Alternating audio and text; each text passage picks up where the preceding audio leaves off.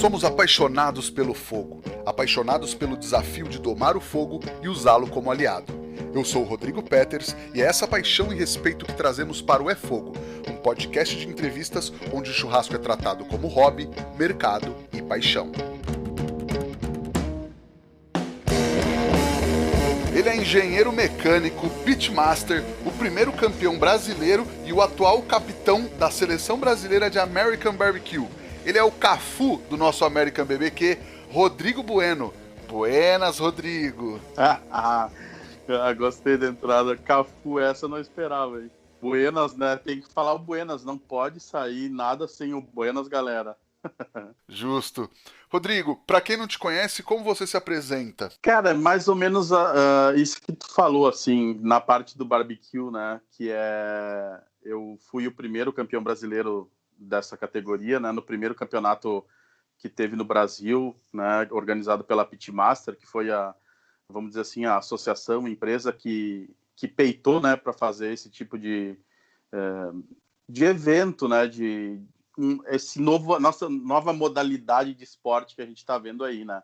E eu sou engenheiro mecânico, né?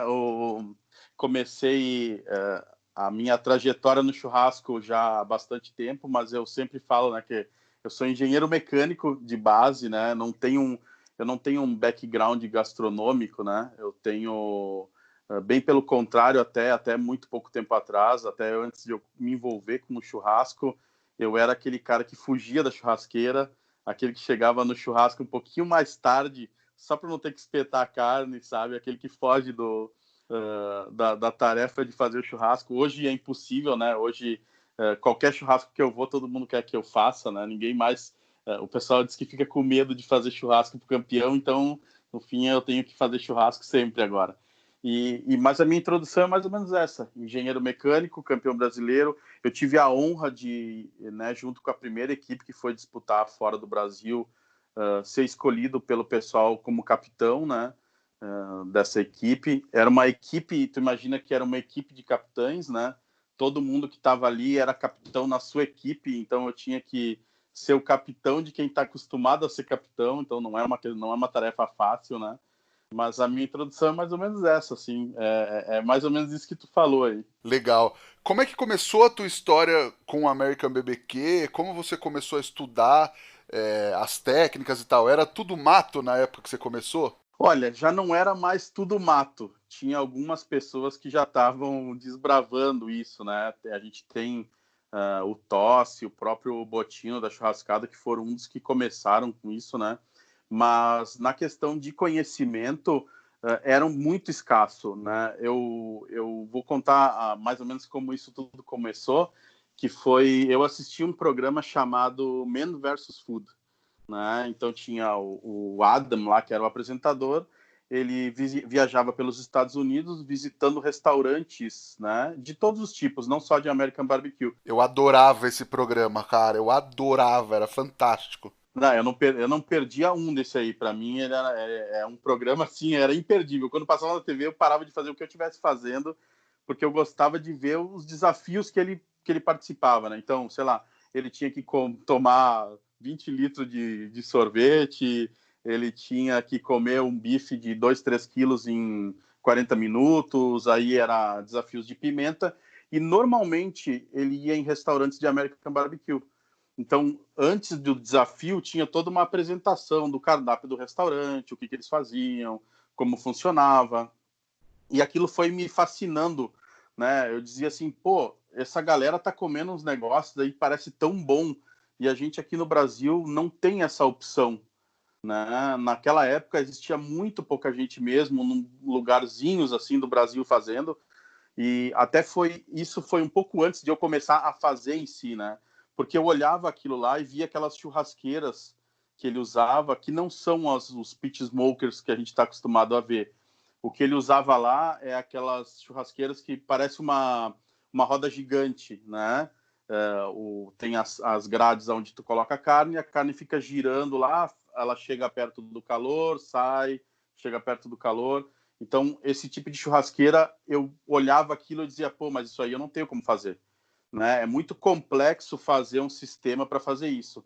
E aí, nunca perdi o interesse. Eu fazia as costelinhas no forno de casa, então fazia todo o processo. Comecei a estudar pela internet, né?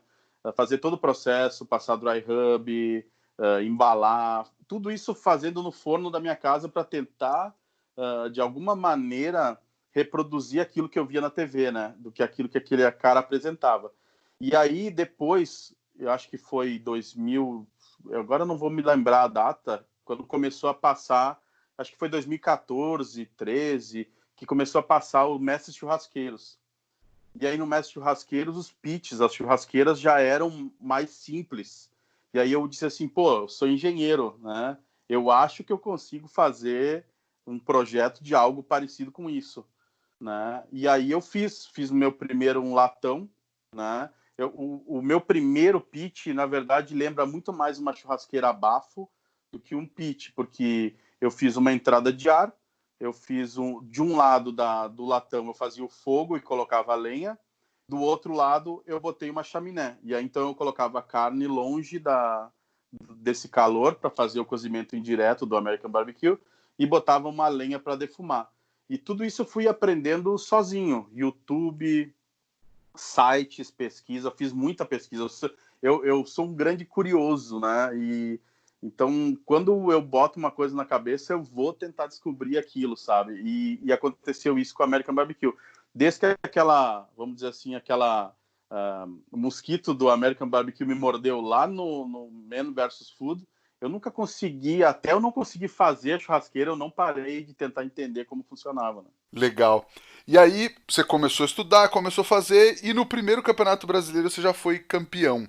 Como é que funcionam esses campeonatos e quem são os jurados? Como é que faz para ser jurado em um campeonato desse aqui no Brasil? Aquela época era um pouco diferente, né? Foi o primeiro, os jurados foram pessoas do mercado, né? Eram pessoas que já conheciam American Barbecue. Para ter uma ideia, era a Paula Labac, era o Panhoca, teve a menina que ganhou o SBT Brasil, que também estava lá. Deixa eu ver se eu me lembro mais, Acho que o gente. Barcelos foi também, né? O Barcelos foi, teve o Anderson da Smoke Texas também foi. Então, era todas pessoas que conheciam do mercado, e alguns deles, se eu não me engano, o Daniel, que é um dos sócios do Bárbaros, ele também era juiz certificado da KCBS naquela época. E ele foi um também dos juízes, se eu não me engano. A gente não tinha muito acesso aos juízes, exatamente. O objetivo é não ter acesso aos juízes, né, para o juiz não identificar o que tu está fazendo, para quando ele receber a carne, ele não ser influenciado pelo que ele já viu. Então, a gente chama de double blind, né, que é 2 vezes cego. Como que funciona isso? A equipe recebe uma caixinha, nessa caixinha está escrito um número, que é o número da tua equipe, né? Quando tu entrega essa caixinha, tem um juiz de mesa lá que recebe e ele risca aquele número e coloca um outro número. Então não adianta eu falar para o juiz, ó, minha caixa é a 22, né? Para ele tentar ver lá, quando chegar na mão dele a 22, ele me dá notas boas, né? Isso aí, quando chega na mão dele, já chega com outro número e ele não tem como fazer essa, vamos dizer assim, essa malícia de tentar descobrir de quem que é, né? E esse primeiro campeonato foi com profissionais da área, não foi com juízes certificados, né? Como eu falei, que acho que tinha 1 ou 2 que eram certificados, mas hoje em dia todos os juízes que participam recebem um treinamento, né, para ele poder avaliar sabor, textura e aparência. Então ele avalia se a carne está apresentável, se ela está cortada toda no mesmo padrão, se os pedaços têm o mesmo tamanho, se ela está avermelhada e bonita como se espera, né? Então ele é treinado para visualizar isso. Ele observa se não tem nenhum tipo de marcação na caixa. Então eu não botei molho num canto para dizer, ó, a minha caixa é a do molho, né? Então tem todo um cuidado para que não ocorra nenhum tipo de fraude, né? Então é tudo pensado já. Isso nos Estados Unidos, isso ocorre há muito tempo, né? E é tudo muito pensado para evitar que tenha algum tipo de fraude. Mas o juiz ele recebe um treinamento para poder identificar o sabor. Tá gostoso, tá equilibrado, tá exagero de sal, exagero de doce, né, a gente busca sempre um equilíbrio. O sabor, ele é uma das categorias que é mais subjetiva, né, porque depende muito do juiz, né. O sabor, tu não tem como dizer para o cara exatamente o que ele tem que avaliar, ele tem que sentir o sabor e fazer esse pensamento na cabeça dele, pô, isso aqui tá gostoso, primeira coisa, né? Comida boa, o Tuff Stone fala muito isso. Comida boa é comida boa, né? Seja ela American Barbecue, seja feijão arroz, seja quando tu come, tu sabe se tá bom, né? Então é isso que o juiz procura, assim, tentar entender o que a equipe quis passar ali, se ela quis fazer mais apimentado, mais salgado, né? Eles dizem que tem um que eles chamam de sweet spot, que é o sweet heat. Ele é doce, apimentado, mas tem um pouquinho de pimenta para fazer o efeito. Então, um acaba equilibrando o sabor do outro, né? Então, o ponto ideal seria conseguir chegar no equilíbrio desse sweet heat, né? E depois, são textura, que eu não falei ainda. Então, a textura, a pessoa avalia o ponto, se aquela carne ela tá seca, se ela já passou tanto, que nem no porco, que a gente serve, eu não falei as categorias, né? Então, frango, pulled pork, que é a paleta de porco desfiada, né? O ombro do porco. A gente tem a costelinha e a gente tem o frango. Então, brisket, pulled pork, costelinha e frango. Então, isso é avaliado, cada proteína é avaliado essas categorias, sabor, textura e aparência, né? E na textura a gente vê isso, se o frango não está esfarelando, já passou demais, não está seco, né? Se o brisket, a fatia está dura demais, então a carne ainda não está no ponto correto, o pitmaster tirou antes da hora, ou se ela está muito passada, quebrando já, então na verdade, ele passou do ponto, ele poderia servir ela no próximo ponto, que seria o desfiado. Então, se a fatia não está boa, serve desfiado, porque para desfiado, se ela está arrebentando, ela está boa ainda.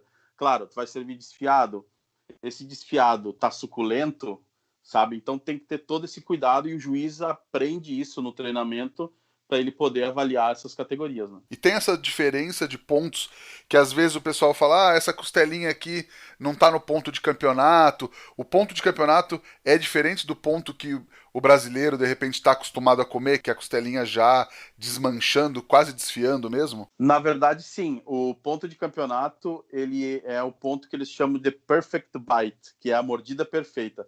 Tu tem que morder ali na costelinha, tem que aparecer o osso tem que ficar sequinho, sem nenhum pedaço de carne, então significa que tu cozinhou a ponto dela estar soltando do osso, mas ela não pode desestruturar, ela tem que ficar firme. Então, se a gente for fazer um comparativo, não só no Brasil, mas no mundo inteiro, todo mundo gosta da costelinha desmanchando. Desmanchando, caindo do osso, aquela imagem linda de tirar o osso da carne, né? Aquilo ali é o ponto, vamos dizer assim, que as pessoas mais gostam de comer. No campeonato tem que ser um pouco antes, né? Ele tem que ser um pouquinho antes. Legal. E aí você foi competir nos Estados Unidos, foi competir no Midstock na Austrália. Como foi esse caminho até você se tornar o capitão hoje da seleção brasileira? Antes eu expliquei dos campeonatos e acabei não falando da questão de como que eu fui campeão, né? Para mim foi assim, eu acho que dentro dessa questão, eu acho que dá para a gente falar de lá também, que acho que tudo começou lá, né? Esse campeonato que eu fui participar, eu tinha eu fazia o barbecue em casa, né? Eu testava minhas receitas, eu brincava lá no meu latão, depois eu fiz um outro pit melhor daí, com a caixa de fogo, câmara de defumação, fiz ele direitinho como deveria ser, né? E aí que eu recebi o convite de ir para o campeonato.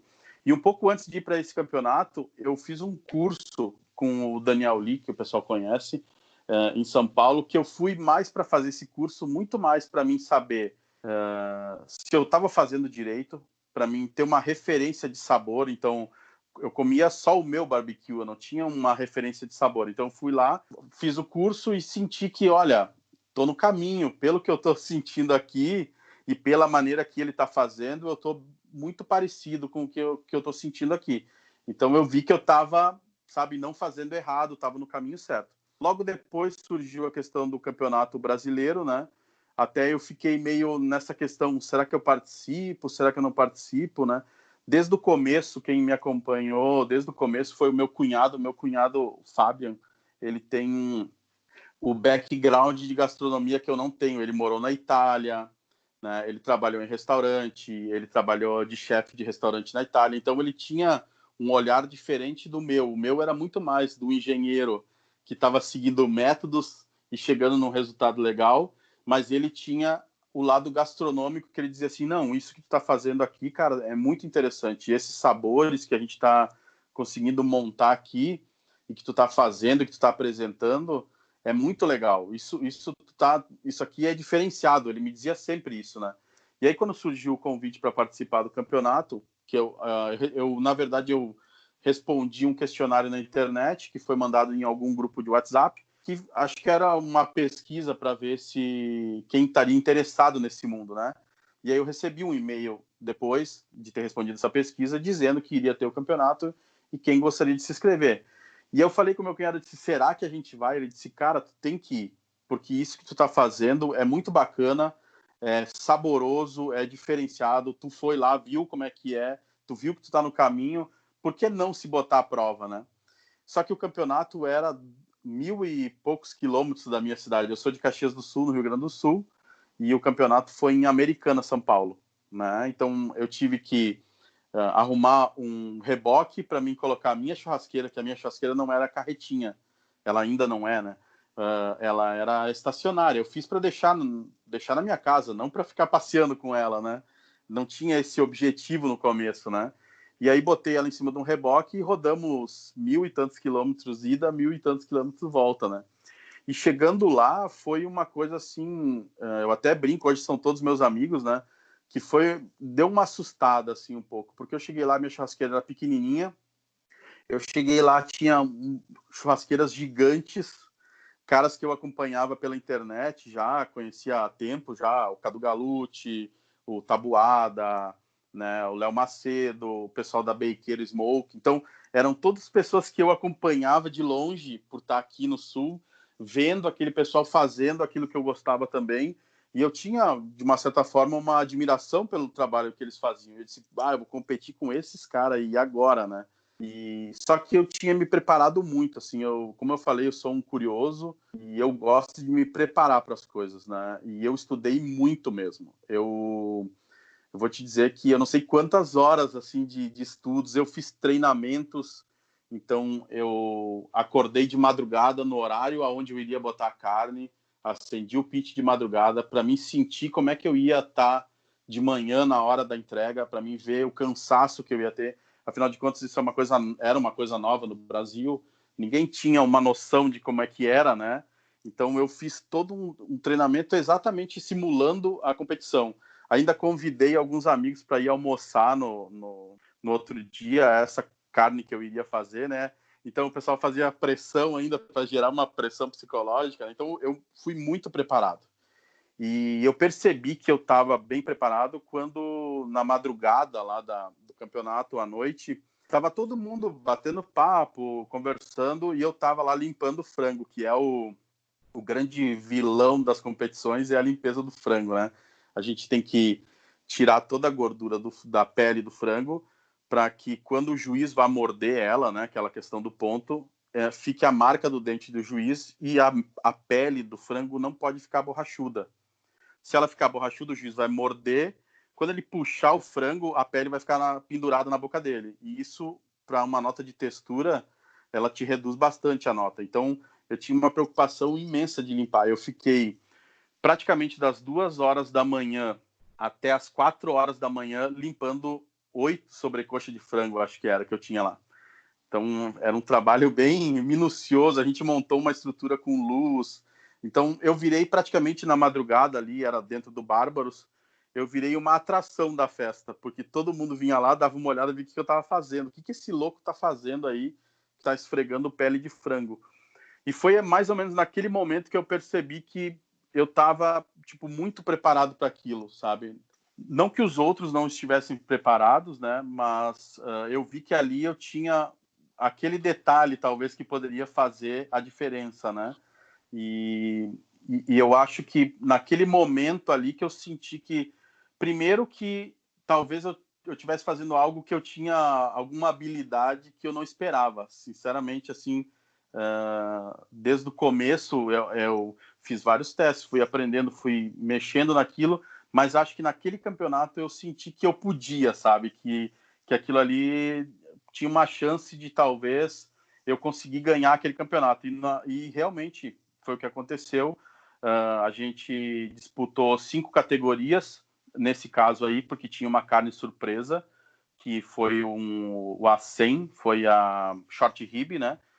Então eu fiquei em primeiro lugar no frango, eu fiquei em primeiro lugar na costelinha e fiquei em primeiro lugar no pulled pork. Então, de 5 categorias, eu ganhei 3 categorias, né? E também ganhei, eu acho, com isso, muito respeito dos participantes que participaram comigo, né? Porque, de uma certa forma, todos eles se conheciam e eu, vamos dizer que é o azarão que corre por fora, sabe? Ninguém sabia que eu existia, porque eu trabalhava aqui no Sul, eu tinha o Instagram, mas na época nem tinha tanta foto, nem nada. Então, cheguei lá com um pitchzinho pequeno, todo mundo com um pitch enorme, né? Então, eu acho que aquilo ali fez com que eu ganhasse o respeito do pessoal, né? Aí, em 2018, não tiveram campeonatos, isso foi 2017.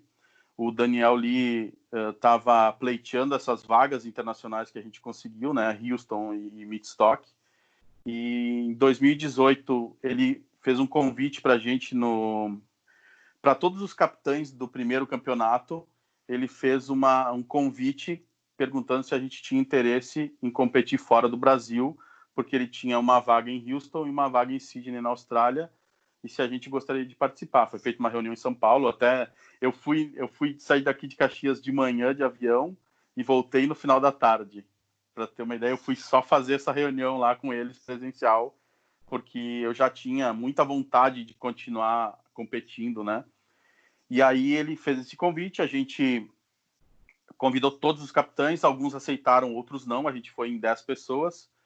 E como eu falei, baseado nesse resultado e no pessoal me conhecendo, entendendo que eu tinha essa... não parece, né? Na minha vida normal eu não sou tão calmo, mas na parte do barbecue é uma coisa que parece uma terapia, porque ele me acalma. Então todo mundo tem a impressão, não, o Bueno é bem calmo, o Bueno é muito calmo, né? E realmente, quando eu estou fazendo isso, claro que eu fico nervoso, óbvio, né, nos campeonatos, mas eu tenho eu não sei explicar assim, mas me dá uma calma. Aquilo me acalma, sabe?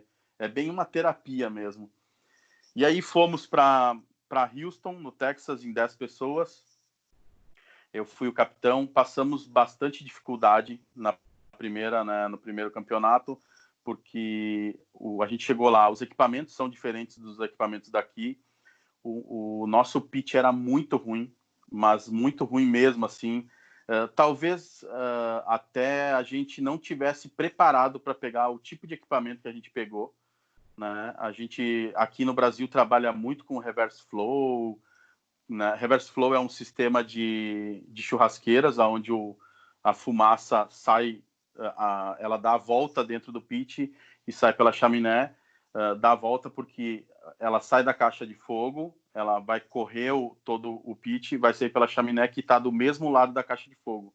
Não sei se ficou bem explicado. Pra quem não conhece, a ideia é essa, né? De ver aquele tamborzão que é o pit smoker e fica uma caixa fora que é a caixa de fogo. E aí a fumaça entra pelo lado de baixo do tambor, mas uma chapa vai jogar essa fumaça do lado oposto. Então ele começa a sair do lado oposto e atravessa o tambor passa pela carne e sai do mesmo lado que ela entrou, pela chaminé por cima. É mais ou menos isso, né? Isso. E a gente tem o offset, onde a fumaça ela sai de um lado e sai pelo outro. A chaminé já está no lado contrário da caixa de fogo, né? E a gente pegou um pit lá que era offset sem placas. A gente tem umas placas dentro para equilibrar a temperatura. Então, próximo à caixa de fogo é muito quente, longe da caixa de fogo é mais frio. Então, a gente bota algumas placas que dividem esse calor dentro do pit. E o pit que a gente pegou lá não tinha isso. Era fogo direto para dentro, quase uma língua de fogo para dentro. Tinha que ter um cuidado muito grande. Isso, de uma certa forma, a gente, novo no campeonato que nunca tinha participado, começou a bater um nervosismo, né? De, tipo, a gente não está conseguindo dominar esse equipamento. A gente fez vários testes antes da competição. Tem até uma história legal que a gente, lá em Houston, a gente fica na International Village, que é uma vila internacional onde tem todas as equipes que são de fora dos Estados Unidos, né? Então lá tem Austrália, o ano passado tinha Japão, tem várias equipes ali. E do lado da International Village tem o Champion Corner, que eles chamam, que é a esquina dos campeões, né? Seria o campeão do rodeio de Houston, o rodeio de Santo Antônio, o cara que ganhou o Jack Daniels, o cara que ganhou o American Royal. Então, todos os grandes campeonatos têm um representante ali dentro. E veio para mim uma hora que a gente estava testando lá nessa loucura, assim, brasileiro, sabe? O americano é todo quietinho, nós tudo gritando, sabe? Aquela coisa de brasileiro mesmo. E aí um dos caras chegou, bateu no meu ombro e disse assim, olha, vocês já fizeram churrasco aqui entre ontem e hoje mais do que eu fiz esse ano todo. O que vocês estão fazendo, né? E daí eu disse para ele, olha, teste, porque nós estamos meio perdidos aqui, nós estamos fazendo teste. E o perdido também é um pouco por causa da proteína. A gente aqui no Brasil está acostumado com um tipo de proteína. Eu aqui no Sul, graças a Deus, a carne aqui é muito boa. A gente tem muita fazenda, o gado Angus brasileiro, praticamente tem uma boa parte que é criado aqui no Sul. Então, o Sul tem uma carne que a gente não pode reclamar. Até num açougue comum, tu consegue encontrar uma carne muito boa, né? Mas eu sei que para cima do Brasil, tu tem que começar a escolher melhor, né? Tem muito Nelore, não que o Nelore seja ruim, né? Eu acho que tem misturas genéticas hoje excelentes, até melhores que Angus, né? E aí tu chega nos Estados Unidos, tu pega um Angus que é muito melhor que o que eu já vi aqui no Sul. Tu pega um Wagyu, que a gente pegou lá, um Wagyu da Snake River Farm, que é é o principal Wagyu de campeonato lá, né? A gente comprou uma peça da Snake River Farm, acho que a gente pagou uns $250 na época, é uma peça bem cara, né? E a gente começou a fazer esses testes e aí a gente conheceu a guria da Snake River Farm lá e ela nos deu uma peça de brisket de $600, né? Que é um absurdo se a gente for pensar o dólar que está hoje, é um absurdo pensar, né? Então a gente tinha toda essa responsabilidade de fazer em cima de uma carne que a gente não conhecia. Por mais que alguém tivesse feito o Wagyu aqui, não é a mesma coisa que lá. É totalmente diferente. Quem acompanhou esse ano o campeonato viu. A gente postou algumas coisas, dá para ter uma ideia. É bem diferente da carne que a gente tem aqui. Então a gente tinha toda essa pressão. Primeira equipe brasileira, com uma churrasqueira que não estava legal. A gente estava também entre nós se conhecendo ali. A gente já se conhecia, mas não conviveu tanto tempo juntos, né? Então foi algo que a gente teve que saber lidar ali naqueles dias, né?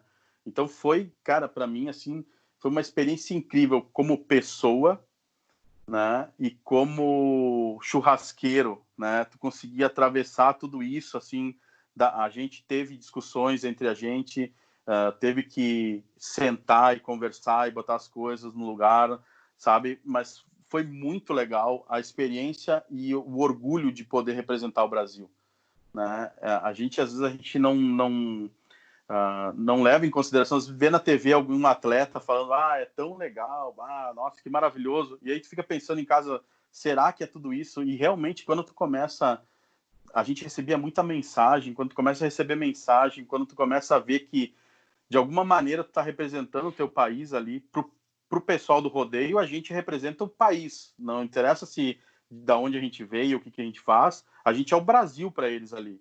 Então, o tipo de característica que a gente mostrar é aquela impressão que eles vão ficar.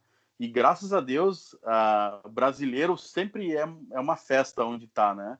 E a gente conseguiu fazer amizades. O Salomão era o nosso intérprete, né? O Bruno Salomão era o nosso relações públicas, eu brinco, que ele é conversador, e aberto. Então, o Salomão foi abrindo portas e a gente foi ali conhecendo mais gente. Eu falo um pouco de inglês, mas tenho um pouco de dificuldade. Então, né, o importante da língua nesse momento, assim, a gente se sentia um pouco fora e tentava, sabe, a gente forçava para tentar ter uma conexão com aquilo ali, para tentar conhecer mais gente, fazer network. É incrível tu chegar num campeonato. Eu conheci lá o Big Mo e conheci a Jazz, né? Então é incrível tu chegar num lugar e tu ver pessoas que tu acompanhava pela internet ou pela televisão mesmo, né? Então, como eu falei, foi algo incrível, assim, ser competidor internacional é algo que não tem explicação, assim, do crescimento que traz pelas experiências que tu desenvolve, né? Desde proteína, escolha de proteína num país que tu não conhece, então tu tem que ir lá escolher uma carne de porco. A nossa carne de porco dá de 10-0 na carne deles. Tem muito menos carne na costelinha deles do que na nossa aqui. Então, é um engrandecimento muito legal. Então, esse primeiro campeonato de Houston serviu para a gente ter essa... É quase como o jogo de estreia da seleção. Dá tudo errado ali, até se acomodar, se entender, tirar aquele peso da camiseta, né? E aí eu acho que quando a gente foi para a Austrália, a gente foi em menos, porque muita gente não conseguiu o visto, né? A gente achava que o visto para os Estados Unidos ia ser pior, o visto para a Austrália foi muito pior, né? Aí até o Daniel Lee ele ia ser juiz lá no campeonato, e eu fiz um pedido para ele. Eu disse: olha, Lee, eu preciso que tu fique na equipe e não seja juiz, né? O Lee não iria participar como equipe, sim, ele ia fazer uma participação no evento, né, na Midstock. E eu disse: olha, eu preciso, que a gente está com pouca mão de obra e a gente tem coisas que precisa de mais gente para fazer, a gente precisa trocar ideia, e se tu for juiz a gente não vai poder fazer isso. Tu vai ter que sair daqui e a gente não vai conseguir trocar ideia, dialogar, né? E na Austrália a gente teve várias vantagens de Houston, que foi: a gente tinha o Leandro Nakamura, que é um pitmaster brasileiro que mora na Austrália, que nos ajudou muito, né? Ajudou desde a compra da proteína, nos levando para os locais aonde ele achava interessante comprar e aonde ele comprava a carne dele. Ele participou desse campeonato também, o Smoke Mary BBQ. Ele participou também, ele concorreu contra nós nesse campeonato, né?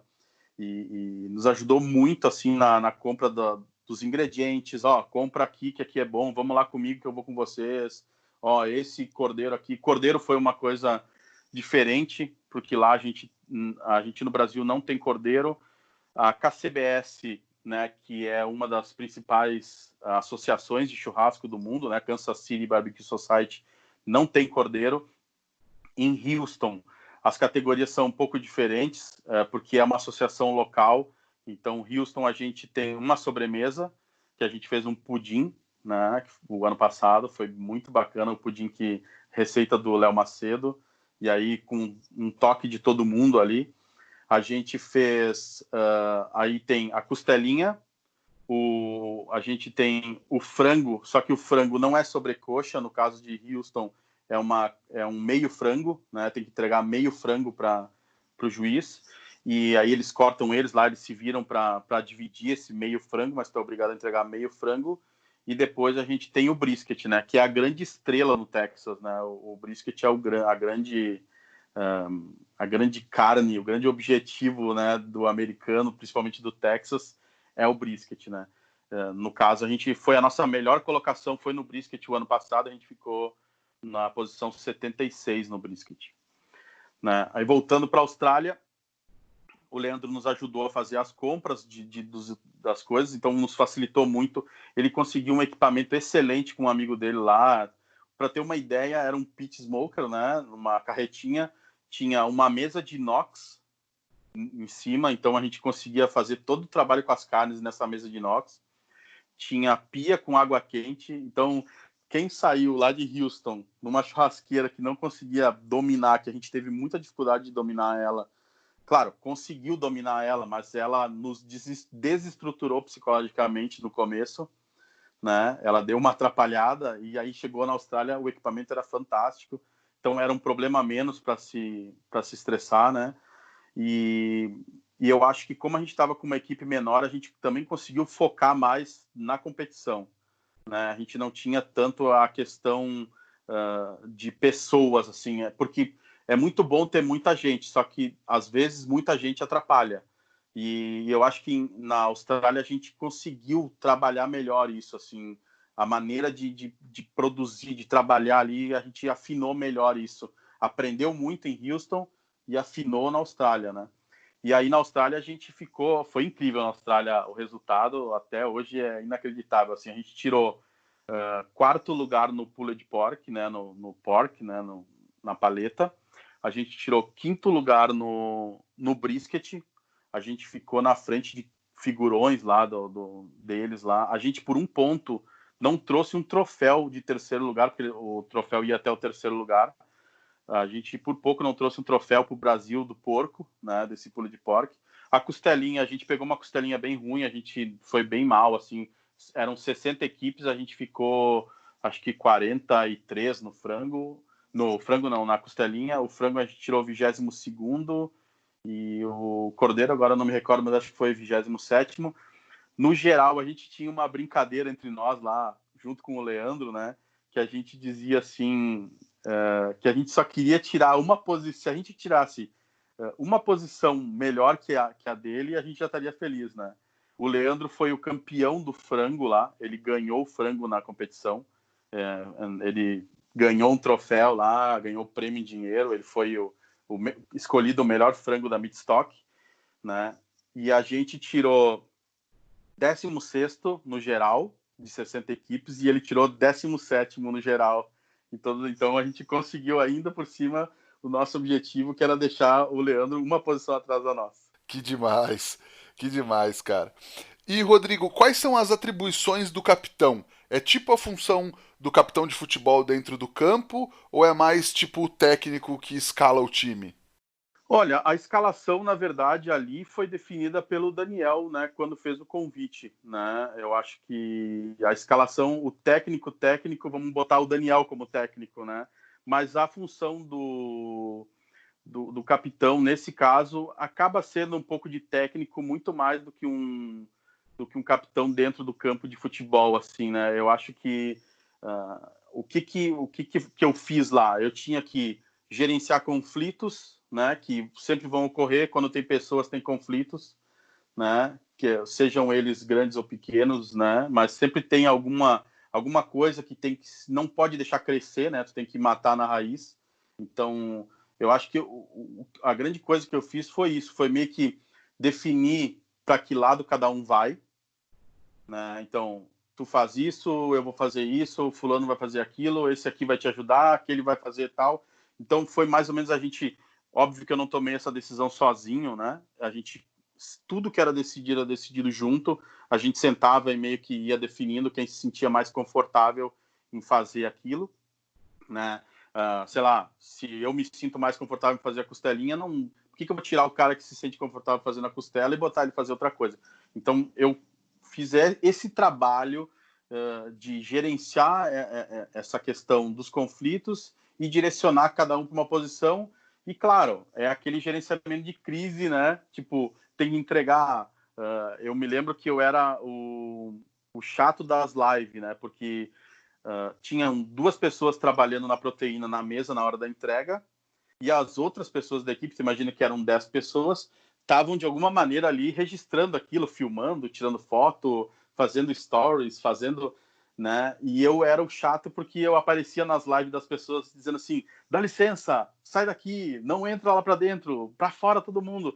Então eu tinha que fazer esse trabalho de deixar o cara que está montando a caixa confortável com aquilo, porque a gente passou um perrengue que foi na primeira caixa, a caixa do frango, que aconteceu exatamente isso. Começou a todo mundo ir para cima do frango, todo mundo apontando o dedo, todo mundo querendo decidir, e aí começou a criar um nervosismo geral ali, e a gente começou a se perder, quem ia fazer uma coisa já não fez, então a gente teve que parar a montagem da caixa, se estruturar, dizer, calma aí, pessoal, para tudo. O que é? Quem vai fazer?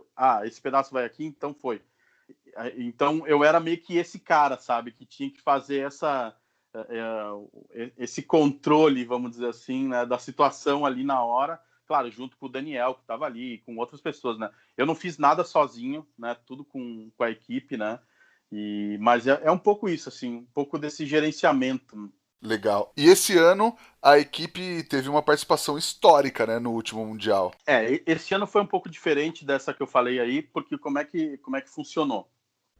Esse ano, 2020, a gente foi para Houston, né? Mas em 2019 ocorreram campeonatos regionais no Brasil, onde foram tirados 2 equipes de cada região. Então, aqui no Sul, 2 equipes, a primeira e o segundo lugar, tinham o direito de disputar uma final em novembro, lá em São Paulo, né? Novembro de 2019. E aí, nessa final, que tinham lá 2 equipes de cada região, saiu um campeão, que no caso desse de 2019 foi a Churras de Patrão, uma equipe lá de Belém, né? E eles foram nessa competição, eles têm o direito de disputar Houston e teriam o direito de disputar a Midstock, mas infelizmente ela foi cancelada, né, por causa da Covid aí. Então não vai ter esse campeonato esse ano, não sei como é que vai ser isso pro ano que vem, né? Se eles vão, provavelmente a Churras de Patrão vai disputar o ano que vem, eu não sei, estou aqui, né, especulando só. E aí eu fui junto com o Bruno Salomão, a Júlia e o Marcinho, né? A gente foi lá junto com eles para auxiliar eles, para eles não passarem as mesmas situações que a gente passou, né? Tentar de alguma maneira fazer com que a experiência deles não fosse tão traumática, entre aspas, do que a nossa, né? Pelo menos não tão desconhecida, né? Então a gente foi acompanhando eles e esse ano foi assim, a gente conseguiu fazer algumas coisas que ajudaram muito. A gente visitou várias smokehouses nos primeiros dias, né? Então eu e a Júlia, o Marcinho e o Bruno chegaram depois, mas eu e a Júlia levamos eles no Franklin, a gente levou eles no Salt Lake, foi experimentar como, porque o que acontece numa competição, tu tem que entender a cabeça do juiz. O que o juiz daquela região gosta? Se tu vier aqui no sul, o churrasco é mais salgado, né? O gaúcho bota sal grosso, bate a carne, tem toda aquela história, né? Aí tu vai pegar um churrasco uruguaio, o uruguaio não bota sal, o argentino, então tu tem essa diferença que tu tem que entender o paladar daquela região. Então a gente fez um trabalho de pesquisa antes, que na outra vez a gente não conseguiu fazer por questões de tempo. Nessa vez a gente teve um pouco mais de tempo e aproveitou, é o que a gente chama de fazer um turismo ali, que é um turismo travestido de competição, né? Porque a gente acaba aproveitando, né, que está lá e visitando esses lugares, né, fazendo esse turismo. E a gente visitou lugares específicos e conseguiu entender, né, o perfil de sabores que eles gostam, se eles gostam mais salgado, né? O Texas é uma região onde tem aquela questão do sal e pimenta do reino. Então a gente foi fazer essa pesquisa. E a participação nossa foi muito boa, porque a gente ficou em 21º no geral. A gente tirou 11º no frango. As outras eu não, agora de cabeça eu não vou me lembrar, mas eu sei que a gente foi muito bem, né? A gente, para ter uma ideia, o americano considera a elite do churrasco, para aquele campeonato, as 50 primeiras equipes, né? Então até o lugar 50 eles consideram que faz parte de uma elite. A gente tirou 21º, então isso é incrível. Dentro da nossa, da International Village, né, a gente foi uma das melhores equipes. Tirou 21º no geral, 17º no brisket, 11º no frango. A costelinha, novamente, é o nosso calcanhar de Aquiles aqui. A gente ficou em 131. E a sobremesa é uma história legal, que a gente fez um brownie, né, bem americano, mas a gente usou algumas coisas brasileiras, né? Como o pessoal era da região da Amazônia lá, a gente usou o que eles chamam de baunilha brasileira, que é o cumaru. Então a gente ralou isso, né? Ele é torrado e aí tu rala ele e coloca, ele funciona como um sabor de baunilha, mas é um pouquinho diferente, então tem esse toque nosso Brasil, né? E a gente usou também uma geleia de cupuaçu, se eu não me engano, em cima para dar um toque, sabe, no brownie. Então a gente fez um brownie um brownie americano abrasileirado, né? Foi bem bacana, assim, porque a sobremesa não conta para o geral, então a gente pode dar uma viajadinha na sobremesa, sabe? Mas fomos bem até. São 250 equipes. O ano passado eram 320, esse ano, oficialmente, na folha lá, tinham 252 equipes. Então foi uma posição muito boa. Maravilha. Até a gente gravou com o Bruno Salomão e ele contou muito disso e falou, inclusive ele contou essa história da sobremesa. E aí, ele também falou um pouco sobre isso, que nos campeonatos tem que ser mais fiel, fora a sobremesa, que dá para inventar um pouco, o resto tem que ser mais fiel às técnicas americanas. No geral, fora de campeonato, você prefere essa fidelidade aos estilos americanos ou você acha que rola uma criação, uma adaptação, uma fusão com elementos da culinária brasileira? Olha, eu acho que rola. No começo, até por falta de conhecimento, a gente acaba, eu acho que o começo de todo mundo é assim, acaba pegando muita receita americana e tentando reproduzir aqui. E quem faz evento vê que não dá certo. Não dá certo por quê? Porque o americano usa muito mais pimenta, o americano é mais adocicada a comida. Então, a gente tem que trazer para o Brasil, para a região da gente e adaptar isso. Então, o meu hub, né, é mais salgado do que um hub americano, vamos dizer assim, né? Ele tem um toque mais salgado. Por quê? Porque eu sei que o meu público aqui vai querer uma comida mais salgada. Ele tem menos pimenta, porque eu sei que as pessoas aqui no sul, principalmente, não gostam de tanta pimenta na comida. Então, tu tem que equilibrar, trazer para a tua região. Tem que regionalizar, sabe? A gente chama de churrasco defumado, alguns chamam de Brazilian BBQ, né? O American Barbecue brasileiro. Mas eu acho que a gente está criando uma identidade nossa, o que é muito bonito de ver. Porque a gente está começando a ter carnes como o cupim, que é uma carne brasileira, não tem outro país do mundo, ou até tem, né? Mas é uma carne que tu dificilmente vai encontrar em outro país, por quê? Porque ele vem do gado zebuíno, né? Então, que é um gado predominante brasileiro aqui, que tem muito aqui no Brasil. Então, a gente começa a ter essas coisas, sabe? O americano, ele tem os cortes deles, que são mais famosos, e a gente está introduzindo os nossos cortes nessa brincadeira, os nossos temperos. Tem coisas aqui no sul até eu gosto, né? Eu brinco que quando eu fiz o meu frango lá no campeonato, eu usei a marinada da minha mãe, né? Que é uma marinada com base em vinho branco e sálvia, né? E o sálvia e vinho branco é muito usado aqui no Galeto do Sul. Todo mundo que vem a Caxias do Sul ou que vem aqui para a Serra Gaúcha tem que comer galeto, né? E eu usei essa minha regionalidade lá no campeonato, lá em São Paulo. E é aquela história da comida boa é comida boa, né? Quando é bom aqui, é bom em São Paulo, é bom nos Estados Unidos, claro. Só que tem a questão do gosto local, tu tem que ter esse cuidado, né? Eu de alguma maneira, quando eu coloquei a sálvia e o vinho branco no meu frango, eu arrisquei um pouco, né? Eu botei uma carta ali a mais, né, naquilo. Eu poderia ter feito algo muito mais, sei lá, a maioria dos juízes eram de São Paulo, mas eu poderia ter feito alguma coisa muito mais neutra, sei lá, não chamar atenção, né? Porque dentro dos campeonatos tem isso também. Não dá para inventar muito e fazer algo extraordinário, porque o juiz não está acostumado com aquilo. O juiz, quando ele abre a caixinha, por mais que ele é treinado a não esperar nada e não comparar uma caixinha com a outra, na cabeça dele ele espera um sabor ali. Ele já comeu milhares de costelinhas, milhares de brisket, e ele tem dentro da cabeça dele uma opinião formada já. E aí se teu brisket vem lá com gosto de ser, sei lá, não vou nem falar nada aqui, mas de qualquer outro tempero que seja muito estranho, isso vai ligar um alerta na cabeça dele. Pode ser um alerta positivo, pode ser um alerta negativo. Então, é uma coisa que a gente tem que cuidar muito e que eu acho que a gente está conseguindo fazer no Brasil, essa regionalização do barbecue, né? Demais. E qual o maior erro que você vê a galera cometendo no American Barbecue aqui no Brasil? Nossa, é difícil apontar erro,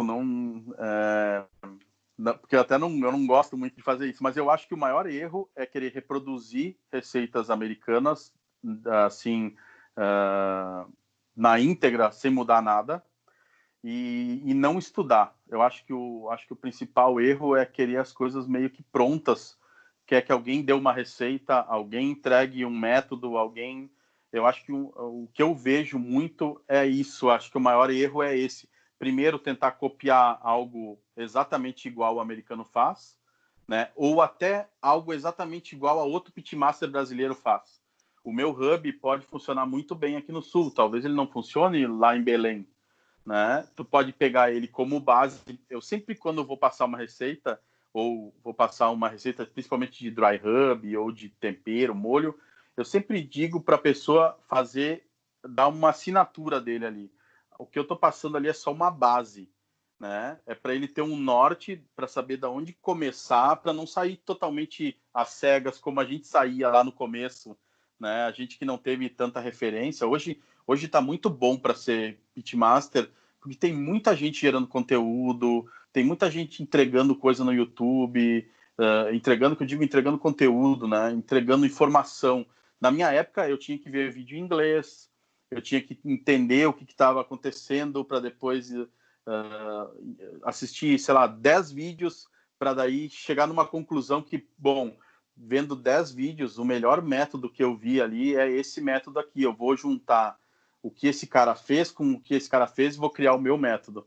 Então, hoje em dia a gente já tem isso tudo muito mais pronto, mas eu acho que o maior erro da galera é querer a coisa pronta e querer imitar direto, sabe? E eu acho que a primeira vez que tu vai fazer, é importante tu fazer uma receita de alguém para tu sentir o sabor. Isso aqui tá bom para mim, isso aqui não tá bom. Ah, eu acho que se eu botasse algo aqui, tu tem que ter um padrão. Mas a partir do primeiro, no segundo, tu já tem que dar o teu toque. Eu, pela minha, né, minha opinião, né? Sim, sim, claro. E você falou de estudo. Você acha que falta seriedade, às vezes, em alguns pontos? Tipo, uma galera que faz curso e até às vezes que dá curso e usa sal de cura, por exemplo, como um outro ingrediente qualquer, sem saber direito do que se trata. E o sal de cura, enfim, é um produto químico bem específico e bem importante, e tem uma atuação bem importante na cura, né? Você acha que falta, às vezes, profundidade de estudo em algumas coisas? Eu acho que falta, eu acho que tem muita gente que só reproduz o que viu, né? Não vai a fundo para tentar entender por que, que o cara fez aquilo. Eu vou dar um exemplo. Eu faço um curso lá com alguém. Aí na outra semana eu testo em casa e na outra semana eu já estou dando curso baseado naquele curso que eu assisti. Então eu acho que falta um pouco de profundidade, sim. Eu acho que tem muita gente boa dando aula no mercado hoje. Tem muitos cursos bacanas. Vou fazer um jabá do meu, né? Eu tenho os meus presenciais e eu tenho um online também, né? Mas não só os meus, existem muita gente boa, tem muita gente boa fazendo mesmo. Só que tem algumas pessoas, acho que, tal, vamos dizer assim, precipitadas. Eu acho que elas teriam que se aprofundar um pouco mais para daí sim poder tentar passar esse conteúdo. Eu sou um exemplo de eu tive ofertas para dar curso muito mais cedo do que quando eu comecei a dar curso. O pessoal me pedia muito curso, só que eu não me sentia seguro, né? Eu até falei no meu primeiro curso que eu dei, eu disse assim, olha, eu só estou fazendo esse curso hoje porque eu me sinto seguro para falar aquilo que eu estou fazendo e não estou falando besteira para vocês, não estou passando uma informação errada, não estou contando uma história que não existiu. Eu já fui em algum, já vi em cursos e coisa de gente contar uma história e aquilo lá nem ter acontecido, ouviu alguém falar e contou aquilo sem saber, né? Eu conheço fatos de gente que repetiu histórias que ouviu, mas que as histórias não eram reais, não tinha nada a ver, a pessoa, não sei de onde que ela tirou essa história, mas aí tu acaba virando um repetidor, né? E eu acho que eu só comecei a dar curso e comecei a explicar as coisas para as pessoas quando eu me senti confortável com o conhecimento que eu tinha adquirido. Eu disse, ó, bom, até aqui eu posso ir. Se me fizerem uma pergunta daqui para frente, bom, daí eu tenho que ir atrás, tenho que pesquisar, tenho que me informar para não falar uma besteira, para não botar a vida de ninguém em risco, né? Porque tu está trabalhando com alimento, queira ou não queira, tu tem ali um risco. Eu boto muito sal de cura, é um risco para a saúde. Usa a lenha errada na defumação, é um risco para a saúde. Então, sabe, eu só consegui ter coragem, assim, porque o maior medo do ser humano é falar em público, né? E eu acho que eu só consegui ter coragem quando eu me senti seguro daquilo que eu estava passando. Eu digo, não, isso aqui eu tenho certeza que é isso, eu estudei várias fontes, eu sei que isso acontece por causa disso, então eu posso explicar. Mas até hoje, eu dou minhas dicas diárias, muitas vezes eu tenho que sentar e estudar para não falar besteira. E às vezes, pouca gente me manda mensagem dizendo que eu falei alguma coisa que não estava certo, assim. Mas eu me policio muito para não dar uma dica furada ou uma dica que o cara, na verdade, aquilo ali não é aquilo mesmo, sabe? Eu tenho gente que me pergunta a história do BBQ, como começou. Eu até hoje, eu já falei algumas histórias, mas existem várias. E até hoje eu estou pesquisando para mim chegar e ficar seguro para dar uma explicação que eu acho que eu não estou falando besteira para as pessoas, sabe? E porque é muito perigoso isso.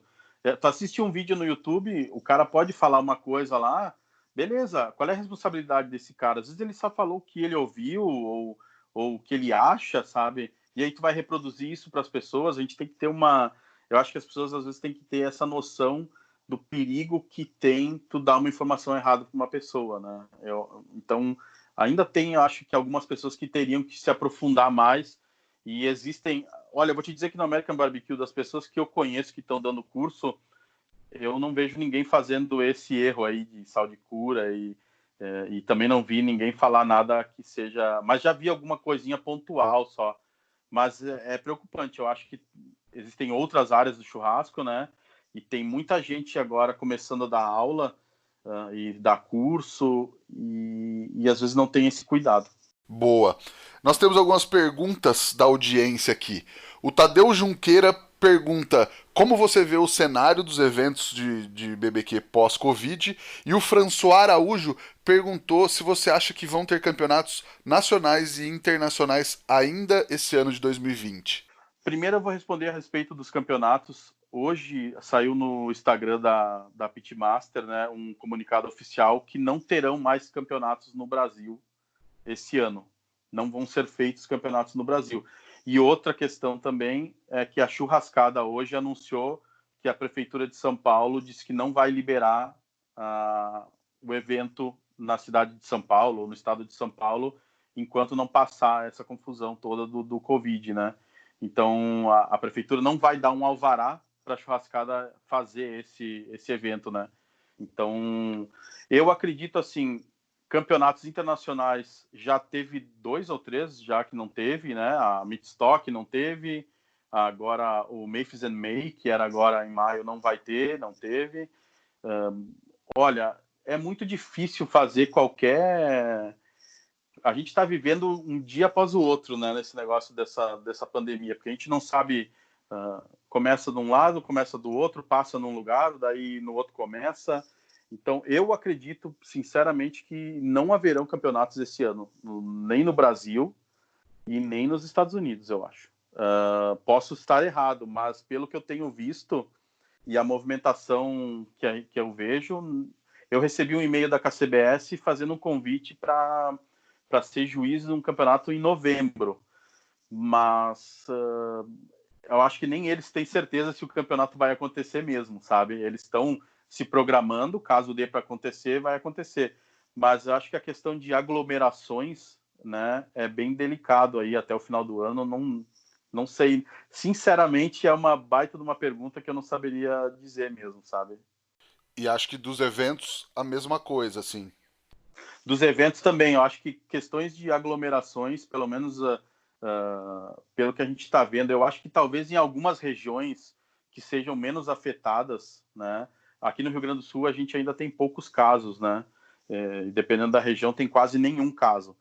Dependendo da região, até eu acho que é possível que aconteça, mas eu acho que vai ser bem difícil acontecer e talvez num formato diferente que a gente esteja acostumado, né? Eu não sei que formato, né? Porque eu acho que aí é uma questão até dos produtores ver como eles vão fazer isso, né? Mas talvez a gente tenha alguns cuidados que a gente não imagina, assim, talvez seja bem menos gente, distanciamento entre, né, estações, sei lá, se um evento tinha 20 estações, vai ter 8, 10, né, para botar mais espaço, não ter fila, tem que ter todo um cuidado que a gente hoje está começando a aprender, né? Está começando a ver esse distanciamento, como é que vai ser um restaurante daqui para frente. Eu até fiz uma pergunta hoje no meu Instagram, que se todos os restaurantes pudessem abrir hoje, você se sentiria seguro em ir num restaurante? Né? E até agora a enquete está esmagadoramente o pessoal dizendo que não se sente seguro. Né? Então vai depender muito do público também. Eu acho que a gente vai ter que ver como isso vai acontecer. É muito difícil fazer qualquer previsão agora. Legal, legal. E o Augusto Medalha de Oliveira pergunta: brisket defumado ou granito ao estilo gaúcho? Eu acho que os dois têm seu valor. Os dois, eles são diferentes, né? Os resultados são a mesma carne com resultados diferentes. Eu sou um defensor de não ter brigas entre estilos de churrasco. Eu acho que tem espaço para todo mundo. Eu acho que é muito bom comer uma carne grelhada, é muito bom comer uma carne no espeto, é muito bom comer uma carne defumada. E eu não escolheria um. Eu acho que tem ocasiões para um e ocasiões para outro. Se eu for aqui em Lagoa Vermelha, Lagoa Vermelha aqui no Rio Grande do Sul, é uma cidade muito famosa. Eles dizem ser a capital do churrasco. Tem um senhor muito famoso por fazer churrasco lá. Faz churrasco no espeto de madeira, não sei o quê. Se eu for à Lagoa Vermelha, com certeza eu prefiro comer um granito no espeto, né? Agora, se eu for para os Estados Unidos, se eu for fazer aqui em casa, talvez eu faça um brisket, né? Então, eu acho que tem espaço para tudo e ocasião para tudo, eu acho. Legal. Rodrigo, vamos pro Lenha na Fogueira falar de polêmica. Eu comprei um pit, a lenha, o termômetro. Já posso colocar no Instagram que eu sou pitmaster? Cara, essa é legal, isso aí é legal porque eu tenho uma história minha, sabe? Quando eu comecei a fazer isso, no meu Instagram, tu coloca ali a tua bio, né? O que tu é, o que tu não é. E eu me lembro que eu ficava me perguntando isso, assim, será que eu já posso botar na bio do meu Instagram que eu sou pitmaster? Né? Aí eu fazia isso em casa, né? Eu aqui autodidata, eu disse que não vou colocar ainda, não, acho que não. Aí eu fiz o curso do Daniel, aí eu percebi que eu estava no caminho certo, que era mesmo aquilo ali que eu fazia, mas mesmo assim ainda fiquei receoso. Eu só botei, isso é uma história real, eu só botei Pitmaster no meu Instagram quando eu ganhei o campeonato, porque eu não me sentia ainda seguro para dizer que eu era um pitmaster. Por quê? O pitmaster, o nome pitmaster é o cara que masteriza o pit, é o cara que domina o pit. No momento que tu conseguir tirar uma fumaça azul lá do teu pit, tu conseguir controlar a temperatura dele, saber a quantidade de carvão que tu tem que colocar. No momento que tu sentir o cheiro do teu pit e tu sente o cheiro da gordura que está queimando, tu diz assim, opa, meu pit está com a temperatura muito alta. Tu nem olhou o termômetro, tu só sentiu o cheiro. Quando ele começa a estralar, tu diz assim, opa, tá muito alta a temperatura, o pit está estralando. Esse tipo de coisa que faz um pitmaster. Não desmerecendo ninguém que começa e tal, eu acho que é muito bacana e todo mundo, o churrasqueiro é o novo chefe de cozinha, né? Há um tempo atrás todo mundo queria ser chefe de cozinha, é o rockstar, né?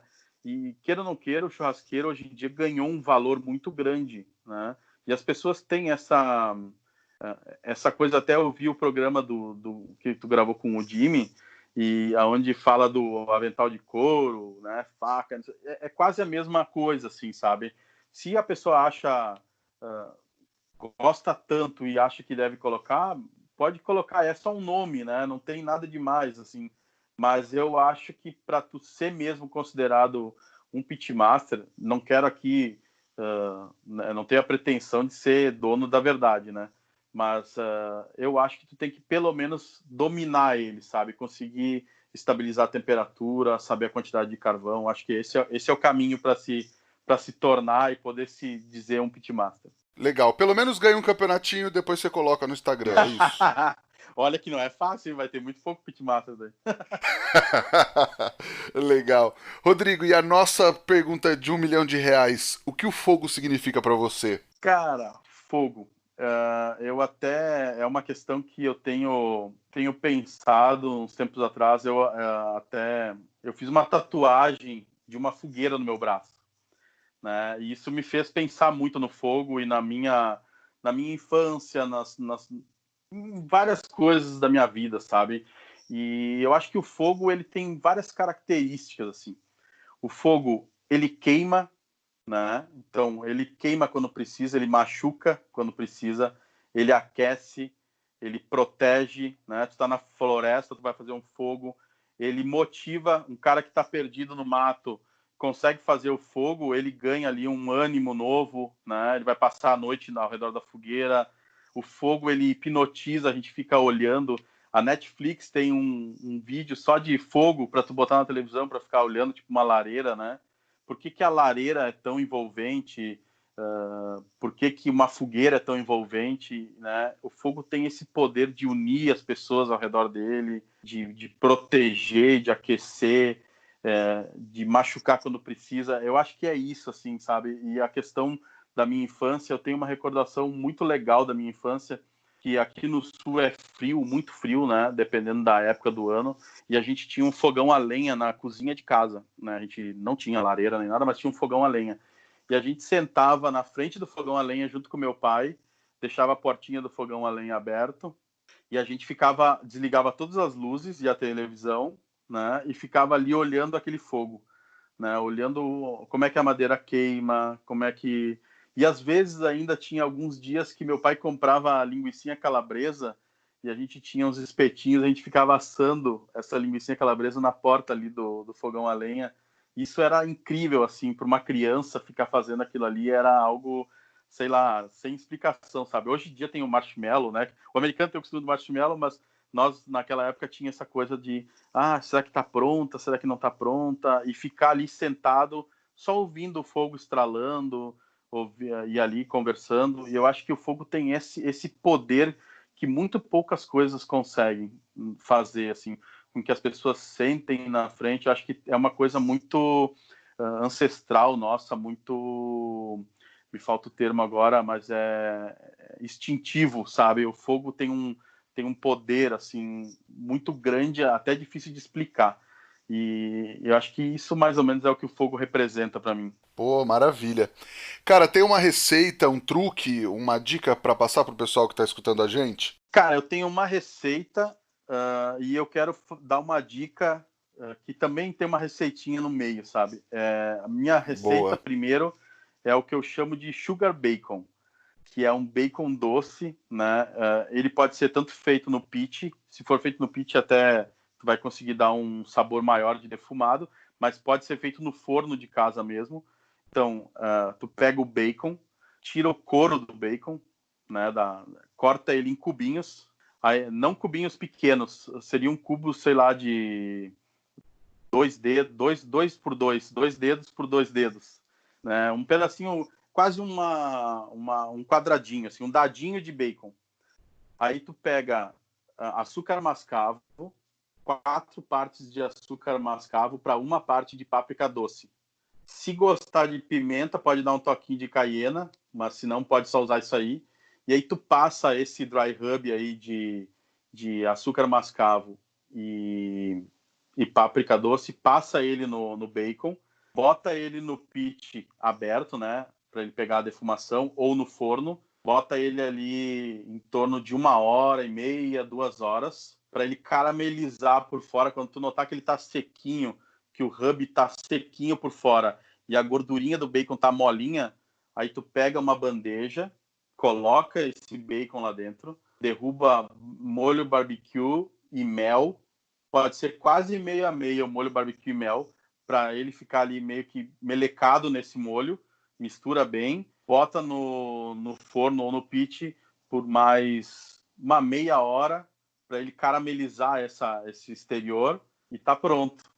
Palitinho, um piclezinho junto, nossa senhora, é uma loucura. E o legal dessa receita é que quando tu vai morder esse bacon, ele é salgado, porque o bacon já é salgado, né? Foi feita uma cura com sal nele.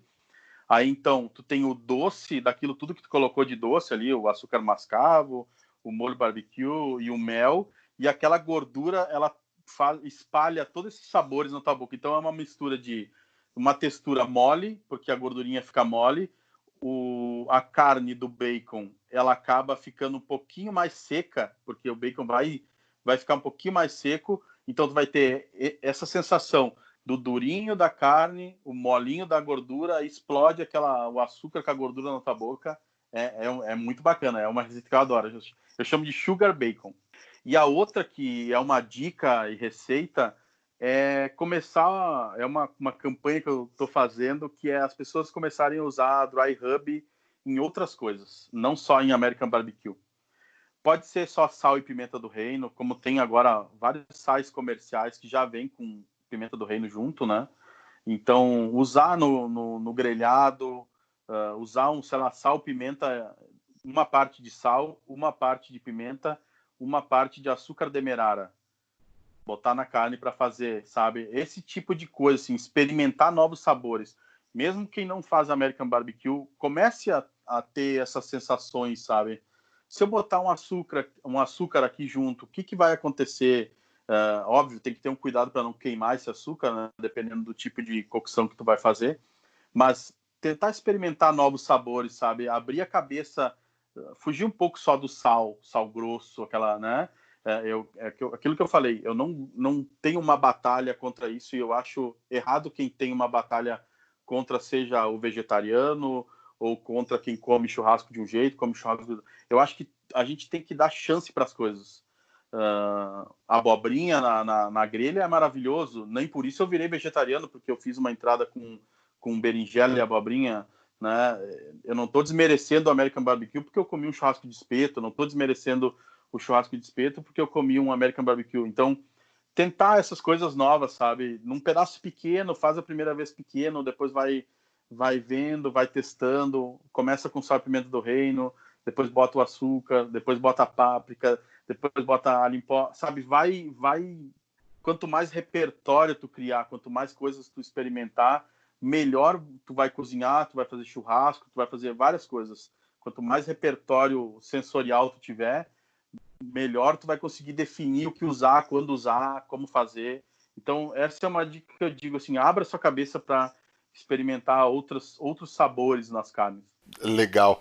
E tem alguma coisa para indicar para o pessoal ler, assistir ou visitar? Olha, tem YouTube, eu acho que tem o canal do Bruno Salomão, que é muito bacana, né? Ele tem muita coisa, é um cara que tem um conhecimento imenso de churrasco, e eu brinco que ele fala todo rebuscado, cheio de termos técnicos. O Bruno gosta de usar toda a química, física ali, e, né, eu tento traduzir tudo aquilo que ele fala e falar um pouco mais simples, né? Mas eu gosto muito, eu sou engenheiro, então para mim é muito legal ver ele falando todas aquelas coisas que ele fala, e muito bem embasados, né? Não me entenda mal, ele sabe o que está falando, né? E então o canal do Bruno Salomão. No Netflix tem, eu acho que é Ugly Delicious, tem o Mind of a Chef também, que tem algumas coisas de American Barbecue. Man vs Food não tem mais, é uma coisa que tem uma outra temporada, mas não é mais a mesma coisa. Eu procurei no YouTube, não tem, né? Acho que só em canal fechado, deve ser propriedade de alguém, eles não liberaram isso, então não tem na internet, tem muito poucos programas. Mas eu acho que isso, assim, o YouTube é um mundo. Eu aprendi muita coisa no YouTube. Eu vou dizer que de tudo que eu aprendi naquele começo para mim ser campeão lá, muito veio do YouTube, muito mesmo veio do YouTube. Então é uma coisa que eu indico sempre, assim, ó, vai no YouTube, coloca lá. Eu indico fazer um curso de inglês, ou pelo menos ter uma noção básica de inglês. Queira ou não queira, o American Barbecue, ele é um método americano, então a maioria do material que existe dele hoje é em inglês, então tu tem que ter pelo menos uma noção básica para poder entender. O YouTube facilita, porque algumas coisas dá para colocar legenda, né? Mas é bom a gente pensar nisso. Eu penso muito, eu sofri muito nos campeonatos aí fora do Brasil por causa da falta de falar inglês. Eu entendo muito bem inglês, mas eu tenho muita dificuldade em falar.